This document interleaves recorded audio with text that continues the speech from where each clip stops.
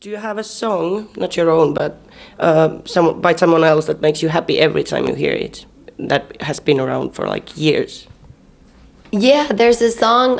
Actually, we just started covering it. We've only done it once, and we're still sort of learning it. But I kept hearing it in airports, and every time I hear it, almost like a hard song to sort of dance to and look cool, because you're just like, like completely like, no, not looking cool at all. But it's by this artist named Maxine Nightingale.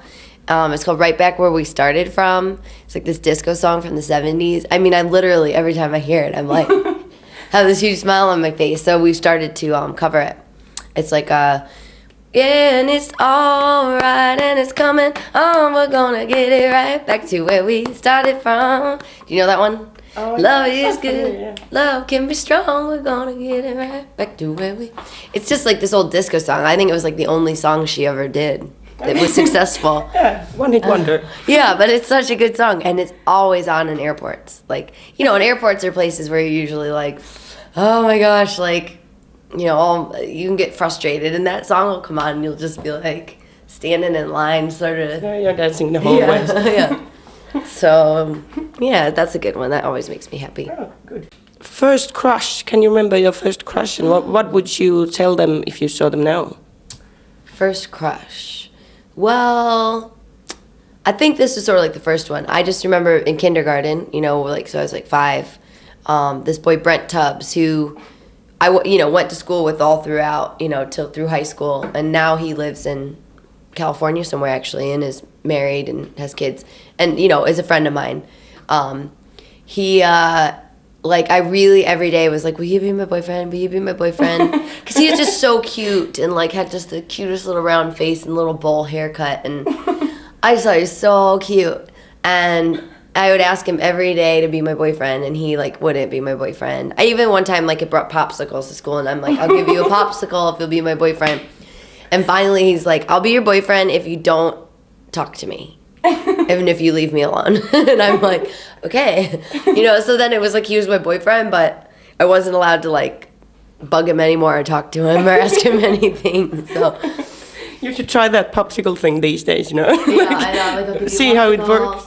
works. Yeah, so that I think was like, I was boy crazy, When you're in grade school, it's like girls, we're more mature than guys, so they're probably all just freaked out by these girls, are starting to, go through puberty. Like, I did in like 4th, 5th grade, which is kind of early.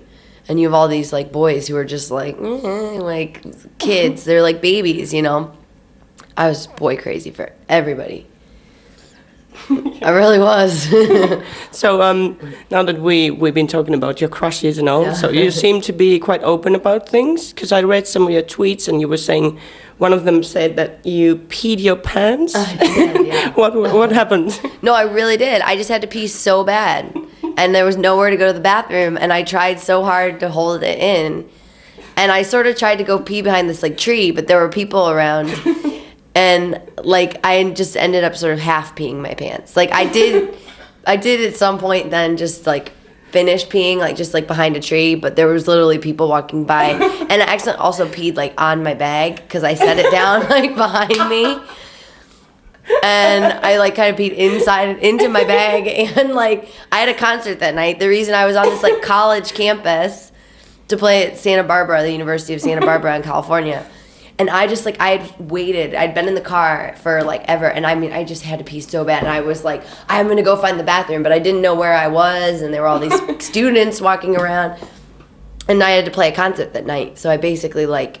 And now there are pictures of you peeing behind a tree all over the internet. No. I'm not, I'm not famous or anything. So...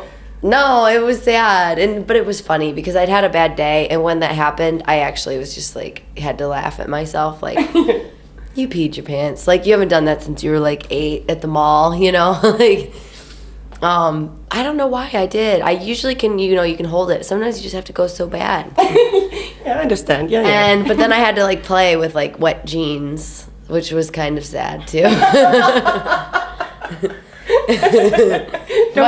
Don't come near me, please. Yeah. Don't smell me. My band, well, I drink a lot of water, so I don't think my pee really smells or anything. But my my band, they just were laughing at me. Like, no one was like, "Oh, I'm sorry." They were just like, "Ha ha ha ha." Yeah, so it's true. And yeah, some people are like, "That's too much information," and it's like, well, it happened, and I thought it was funny, so I tweeted it. Don't read my tweets. Yeah, if you don't like it, don't read my tweets. So you update quite often. Is there anything you don't tell? After this question, obviously you don't hold back much, but Well, I actually felt like I was tweeting too much, so I took like a month off, and now I've started tweeting again just in this past week. Because I feel like when I'm on tour, I should especially tweet because it's good to thank people for coming to the shows and, let them know how I felt about it if they are on Twitter, There's not really anything I wouldn't probably say. I don't really want like a lot of people knowing a lot about like my personal life so far as it's okay if it's me. I don't really want people knowing a lot about like my family or like my friends because I just feel like that doesn't have anything to do with it. I won't really make all my fans my personal friend on Facebook because it's like, I don't even really write anything on my Facebook. It's just sort of like there needs to be a separation because you do start realizing, because I'm talkative and friendly, like there are some people, they really start thinking that they're your friend and, you are their friend, but it's like there's boundaries you have to have because they only really like you because of this ideal version of you they have, which isn't the real version of you. Who's just a normal person, So I like to sort of try and keep like my people in my life, out of it all. But otherwise, I'm so open about stuff. I would say anything. I don't really talk about my boyfriend a whole lot either because it's like, I don't know. Maybe it's better if people think I don't have a boyfriend. Yeah, so they say to some people that that seem available. I don't know. Have there been any like unpleasant like stuff going on with the fans? Have everybody been like sane? No, a couple years ago, kind of before I even put an album out, there was this one weird guy in MySpace that like was gonna come to the show in San Francisco, and he was like schizophrenic, wasn't taking his medicine. His family, they somehow figured it out who had done it. Like we got the police involved and they tracked him down and his family said, yeah, he hasn't been taking his medicine. Like he had all these conspiracy theories and stuff. And that was sort of weird, but like, just at that concert, there was like some police there just in case anything happened. But no, since then, nothing. Again, it just is hard because I think I have good instincts, but I'd be very kind of, I'll just sort of let someone into my life that maybe I should be more discerning. Yeah. But I haven't had too many problems, so. Yeah. So far, so good. Yeah, knock on wood. Are you afraid that when you're gonna get really huge, are you afraid that you're gonna have to be careful when you go out or something? That's hard because I don't really want that. I think that there's a way, like I remember, Dido, she was huge. She sold lots of albums. But people didn't like stop her on the streets, I don't think. Like I saw her at a restaurant once and it was like you didn't even really know if it was her. Yeah. So I don't think I'm going to be the kind of artist that's going to be like Lady Gaga, Britney Spears. Or just like that's drawing so much attention to my personal life. There's nothing, well, again, knock on wood, but there's nothing that's scandalous or that I wouldn't just openly discuss. Like, my life isn't crazy and wild and interesting. It's pretty standard.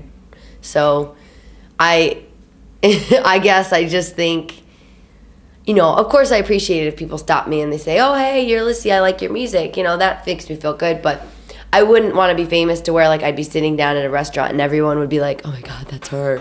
Because that just seems so weird. It's like, who cares? Like, I sing. It's not that big of a deal, I don't know. I don't really want that level of fame. Like, I want to be successful, but I don't need to be, like, on the front of magazines or in people's... I don't need to be a household name. Yeah. I'm really okay with it. Okay. The last question is, we have to go now, but the last question is where we're going to have the after party tonight. Oh, I don't know.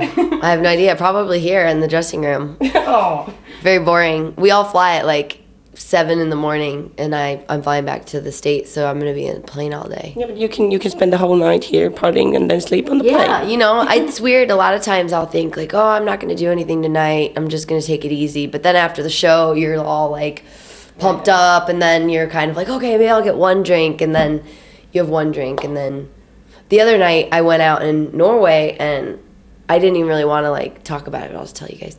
And these guys kept grabbing my butt, and they thought it was really funny, and I ended up like punching this guy in the face and pouring my beer on him. And then his friend poured his beer on me. Oh, no. So I was covered in beer on my clothes, and I'm like, I have the right to like punch someone if they keep grabbing my ass like so blatantly. And so I end up getting this like fight. And so sometimes it's like, oh, I shouldn't even go out, because if I get drunk, if somebody messes with me, it's like I'm so fun and whatever. I'm nice. I'm totally easygoing. Somebody like comes over to me and is like, hey, you know, I might get into trouble because I cannot just walk away. I'm just like, what'd you say? You know? So I don't know if I'll go out, because all I really drink is tequila. Oh yeah, me too. And I bring my own tequila that's like from Mexico, and I just have a little bit of it, because other liquors I don't like. So if I go out, it's like a very limited amount of things I actually enjoy drinking. Yeah. Like red wine, I like red wine, but it hurts my throat because it's so like acidic. Anyway, so I don't know where the after party is. Oh well, I hope you have fun. Thank you. Have a nice. It's been fun, obviously. Yeah. A lot. Yeah. And this was an easy interview. I don't have to come up with what am I going to ask next, and then you give me like 2 words. But anyway, I hope you enjoy the gig and the Finnish people and everything. Yeah, have no, fun. I'm sure I will. It sounds like it's going to be a fun gig, and a lot of people are coming, so I look forward to it. Okay. Thank you for the interview. Thank you. Thank you.